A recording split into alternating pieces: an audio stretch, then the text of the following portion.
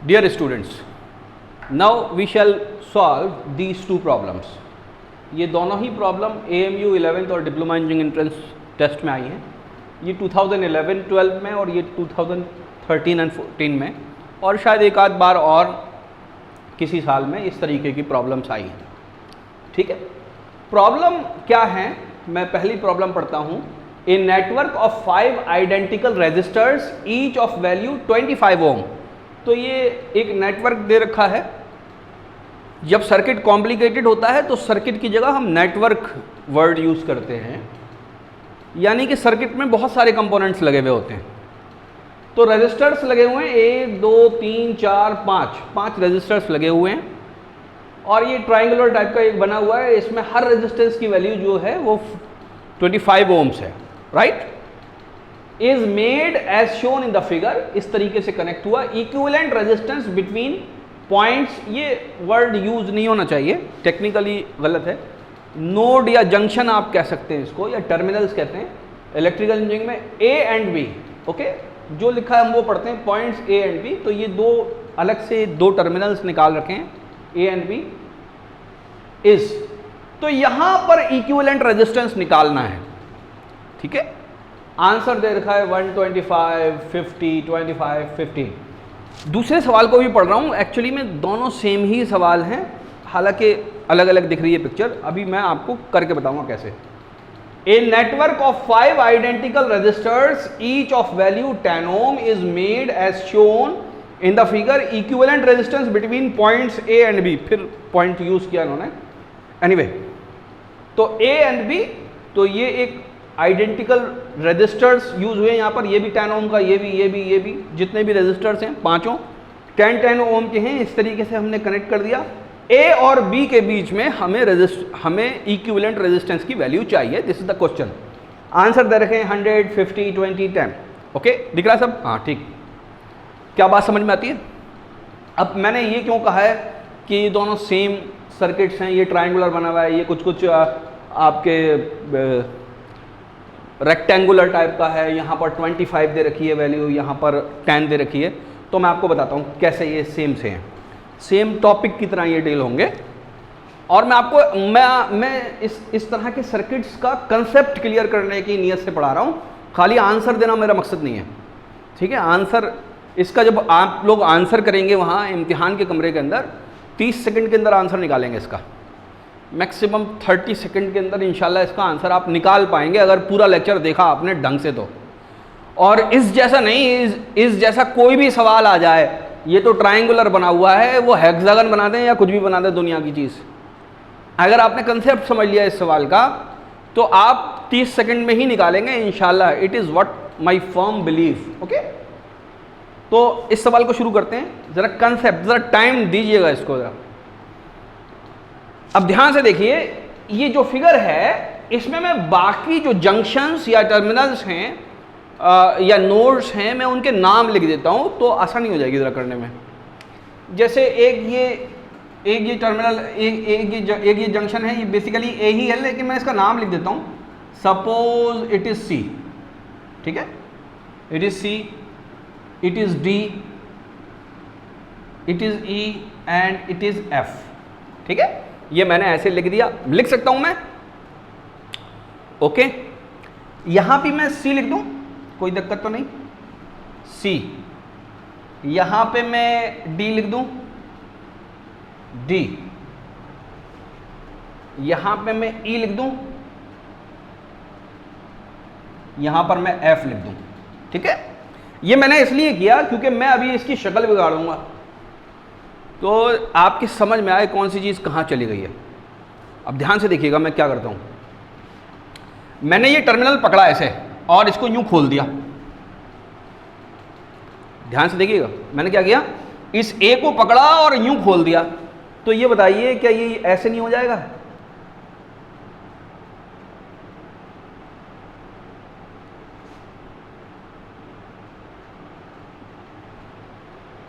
है ना? ये ए हो गया, ये आपका सी हो गया, और ये वाला जो रजिस्टर था एक राइट वाला वो यहां पर आ गया, और ये 2 राइट वाला जो रजिस्टर था वो यहां पर आ गया. क्या बात समझ में आ रही है? अब क्योंकि मैंने इसे खींच दिया है तो बीच में से मैं इसे हटा देता हूं, मैं हटा सकता हूं इसको,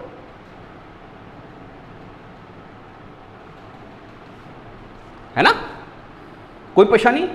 इस बी को मैंने यूं पकड़ा और यूं नीचे की तरफ कर दिया, खींच दिया। ये इतना सारा काम आपको वहां पर नहीं करना है, वहां तो कंसेप्ट आप देखते ही इसका आंसर निकालेंगे, इससे मत घबराइएगा, इतना सब हमें वहां करना है।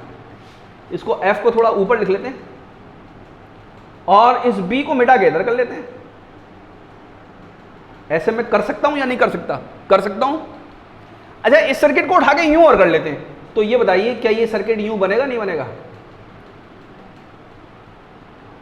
सॉरी, ये ए आ गया, ये सी आ गया, ये यूं चला गया, ये यूं आ गया। ऊपर जो गया वो कौन सा था? डी था, और जो यहां नीचे आया वो कौन सा था? वो ई था।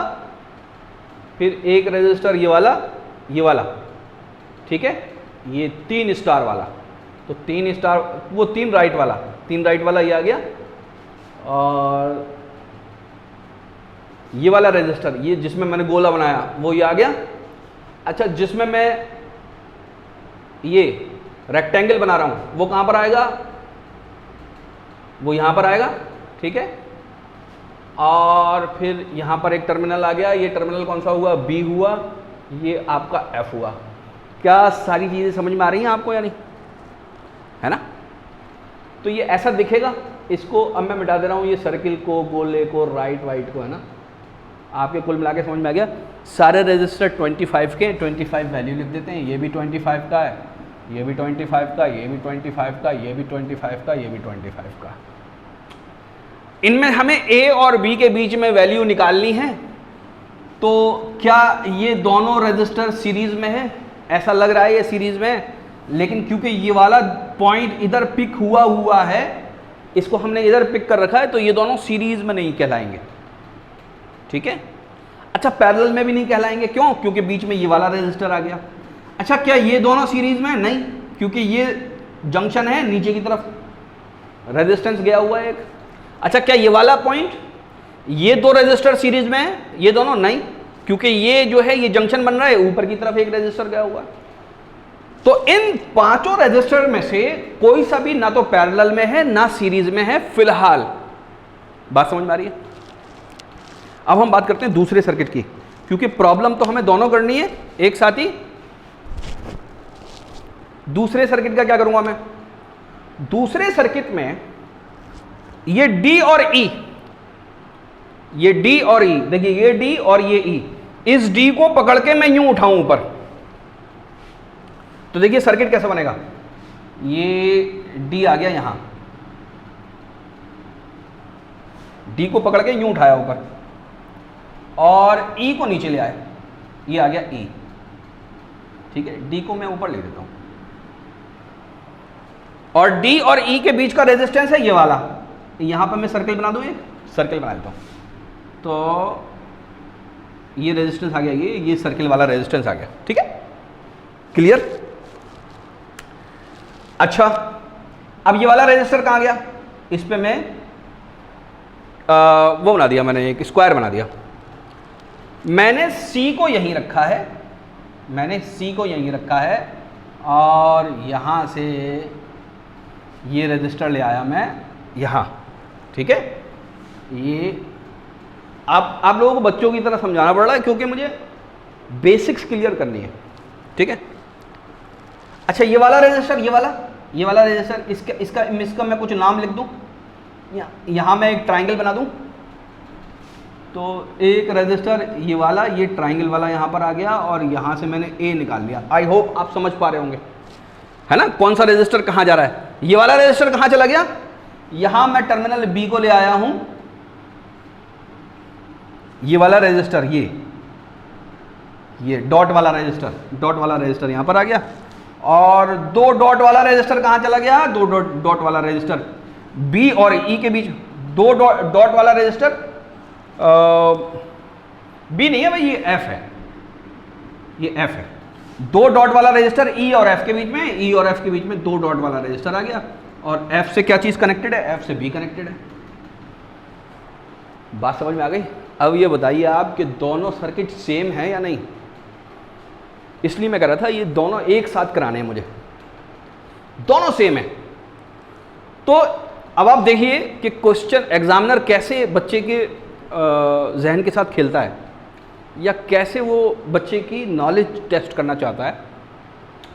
बच्चे की नॉलेज वो इस तरीके से टेस्ट करना चाहता है कि इलेक्ट्रिक सर्किट में ना तो करंट और ना ही इलेक्ट्रिक पोटेंशियल या वोल्टेज, दोनों ही वेक्टर क्वांटिटीज नहीं होती हैं, स्केलर क्वांटिटीज होती हैं, तो उनका फिजिकल डायरेक्शन से कोई मतलब नहीं है।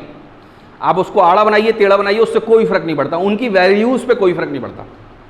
तो यहाँ ये स्क्वायर बना हुआ है, करंट हॉरिजॉन्टल में फ्लो करेंगे, यहाँ ये सब ट्राइंगल बना रखा था, करंट टेढ़े मेढ़े फेंक, इससे कोई फर्क, इनके मैग्नीट्यूड पर कोई फर्क नहीं पड़ेगा इससे। बात समझ में आ गई?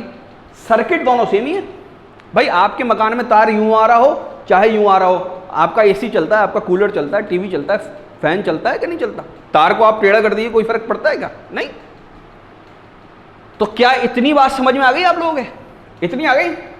अब देखिए कि अब इस सवाल को हम हल कैसे करेंगे। अब कंसेप्ट वाली बात होगी। एक बात तो ये मैंने समझाई आपको कि इसकी ज्योमेट्री से कोई फर्क नहीं पड़ता, ये दोनों सवाल सेम ही है, ये दोनों सवाल सेम ही है, अलबत्ता वैल्यूज अलग अलग हैं।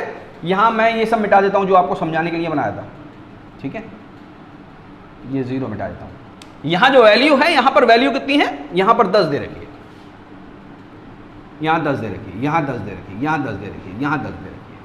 अब देखिए सवाल कैसे करेंगे चुटकियों में, जो मैंने कहा था ना 30 सेकंड में करेंगे आप सवाल, वो 30 ही में करेंगे आप। कंसेप्ट और बता दूं कि करना क्या है आपको इस तरह के सवाल में।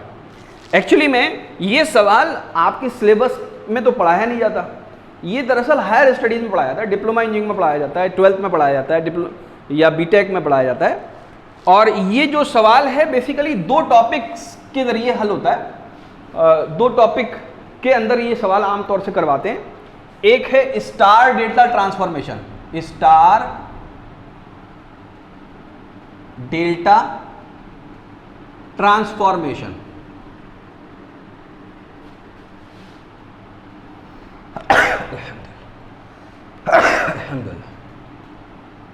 ठीक है? मैं स्टार डेल्टा ट्रांसफॉर्मेशन नहीं पढ़ाऊंगा आपको, घबराइए मत, मैं सिर्फ आपको एक इंफॉर्मेशन दे रहा हूं। और एक है बैलेंस्ड ब्रिज कंडीशन।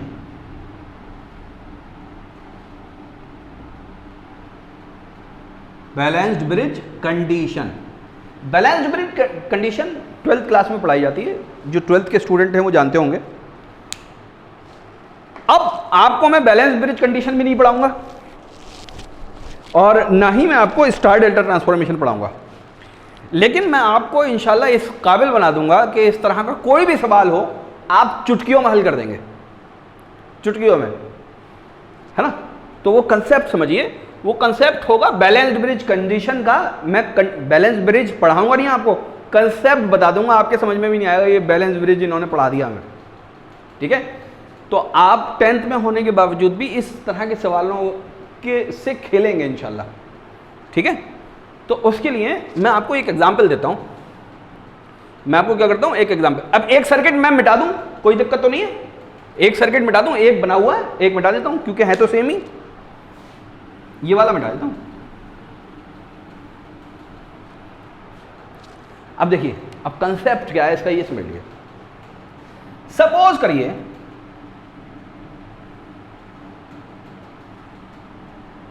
और इधर बना देता हूं, तो जगह आ चाहिए। सपोज करिए ये आपका स्कूल है,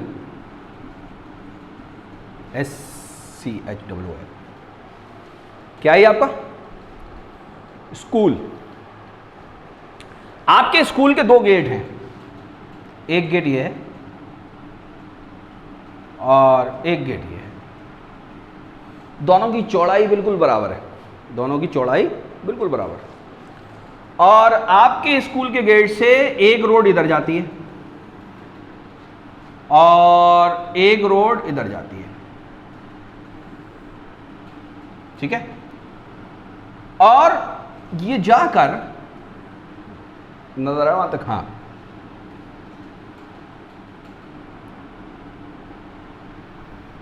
एक रोड है उस पे मिलती है,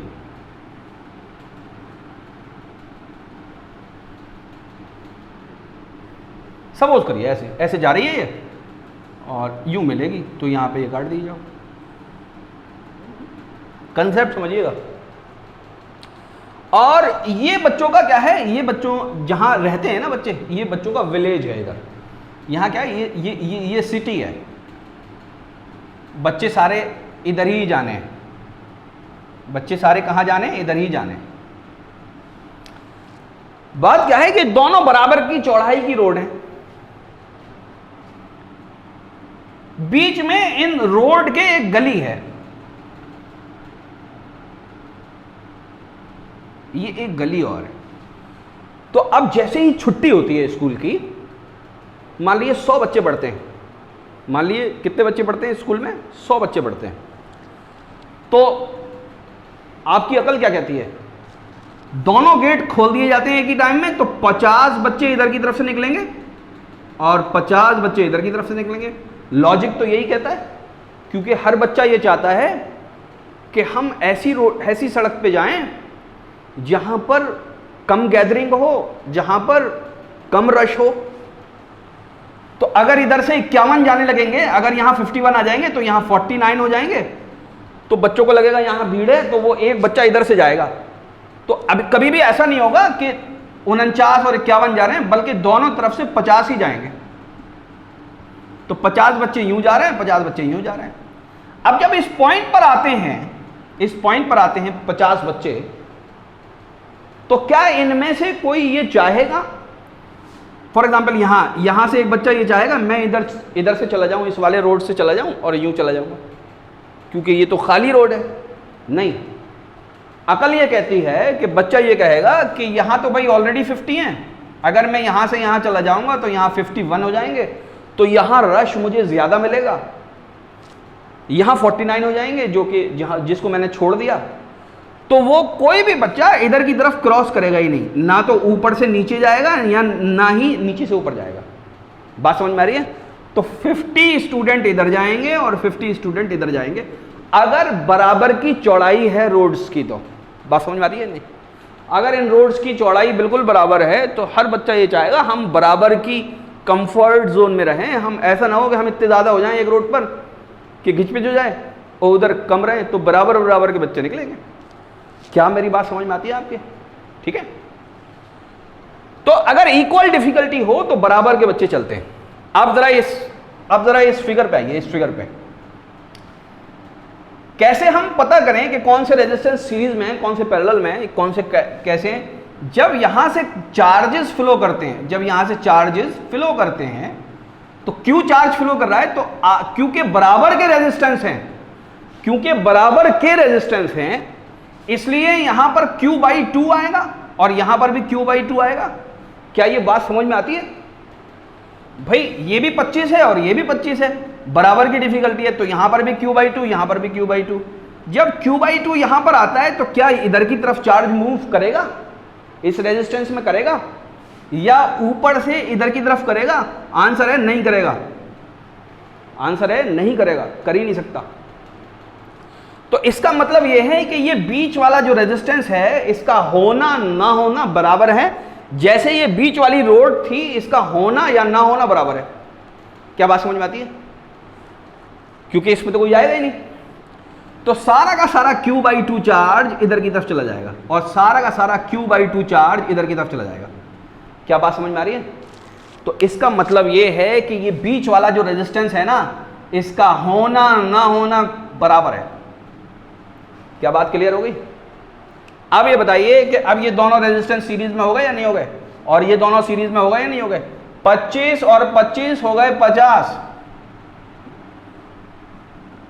25 और 25 हो गए 50। ये आ गया आपका C, ये आ गया आपका F, यहां से इधर निकाल दिया, ये आ गया B, ये आ गया आपका A। 50 और 50 पैरेलल में, जब इक्वल रेजिस्टेंस पैरेलल में होते हैं तो आधा हो जाता है, इक्वल रेजिस्टेंस पैरेलल में होते हैं तो आधा हो जाता है, आंसर आ जाएगा 25। फिर भी मैं करके दिखा देता हूं, ये पैरेलल में है तो प्रोडक्ट अपॉन सम 50 × 50 अपॉन 50 + 50, नीचे हो गया 100, नीचे हो गया 100, ये कितना हो गया 100 हो गया। जब इसको काटेंगे 1 50 से तो आ गया 2, 50 divide by 2 is equal to 25। क्या बात समझ में आ गई? ठीक है। अब यही मान लीजिए 10 होते, जैसे इसके अंदर 10 है ना, इस वाली एग्जांपल में 10 है, अगर यहां 10 होता, यहां भी 10 होता, यहां भी 10 होता, यहां भी 10 होता, तो आंसर ऊपर क्या आ जाता? ऊपर आ जाता 20, और नीचे क्या आ जाता? नीचे आ जाता 20। इधर U निकल जाता, इधर A आ जाता, इधर B आ जाता, इधर C आ जाता, इधर F आ जाता। 20 और 20 पैरेलल में, आंसर आना चाहिए 10। प्रोडक्ट अपॉन सम कर लीजिए, मैंने अभी वीडियो अपलोड कर रखी पैरेलल में रेजिस्टेंस कैसे निकालते हैं। आंसर आ जाएगा 10। क्या दे रखा है? यस, डी आंसर है, डी। मोटा मोटा जब भी आप कर लोगे इस तरीके का, इक्वल रेजिस्टेंस दे रखे हैं, याद रखो जितना दे रखा है ना वही आंसर हो जाएगा, जितना दे रखा है ना वही आंसर हो जाएगा। अब कितने सेकंड में करोगे आप? 30 सेकंड खाली पढ़ने के हैं, आंसर लगाने के तो 2 ही सेकंड है। तो 30 सेकंड के अंदर ये सवाल हल हो जाएगा। सॉल्व नहीं करना, कंसेप्ट क्लियर हो गया होगा। नहीं हुआ दोबारा पलट के देख लो वीडियो, एक बार और रिवाइंड करके देख लो जो मैंने कंसेप्ट बताया है। तो ये कंसेप्ट बैलेंस्ड ब्रिज कंडीशन का ही होता है। बैलेंस्ड ब्रिज बेसिकली क्या होता है? जब इक्वल रेजिस्टेंसेज हैं तो रेशियो अगर इनका इक्वल आएगा ना, अब वो कौन से रेजिस्टेंसेज का आएगा रेशियो इक्वल, वो बात की बात है, वो इतना डिटेल में नहीं समझाना मुझे।